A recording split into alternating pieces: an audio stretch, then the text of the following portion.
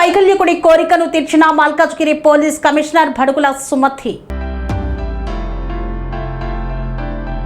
మేడ్చల్ జిల్లా కేసర మండలం దమ్మాయిగూడకు చెందిన రాహుల్ పుట్టుకతోనే అంగవైకల్యంతో బాధపడుతున్నాడు.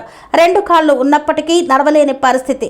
మాటలు కూడా అంతంత మాత్రమే మాట్లాడతాడు. పుట్టుక నుండే నడవలేని స్థితిలో అనునిత్యం ప్రతి క్షణం ప్రతిరోజు అంగవైకల్యంతో బాధపడుతున్నాడు. ప్రకాశం జిల్లా కందుకూరు నుండి వలస వచ్చిన తిరుమలారావు రాధమ్మ దంపతుల ప్రథమ కుమారుడు రాహుల్ పుట్టుకతోనే అంగవైకల్యంతో జన్మించాడు. ఆ కుటుంబానికి కూడా పెద్ద భారంగా మారింది.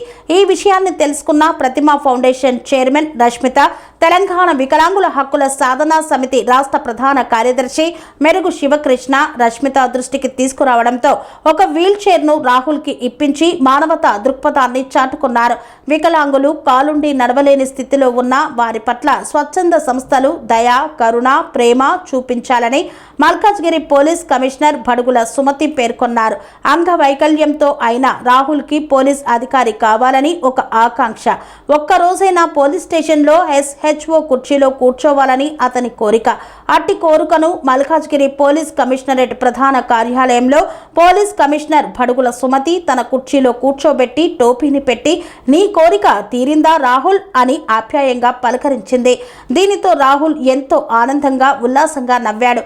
దీనితో రాహుల్ తల్లిదండ్రులు మల్కాజ్గిరి పోలీస్ కమిషనర్ బడుగుల సుమతికి, ప్రతిమ ఫౌండేషన్ చైర్మన్ రష్మిత మరియు శివకృష్ణకు కృతజ్ఞతలు తెలిపారు.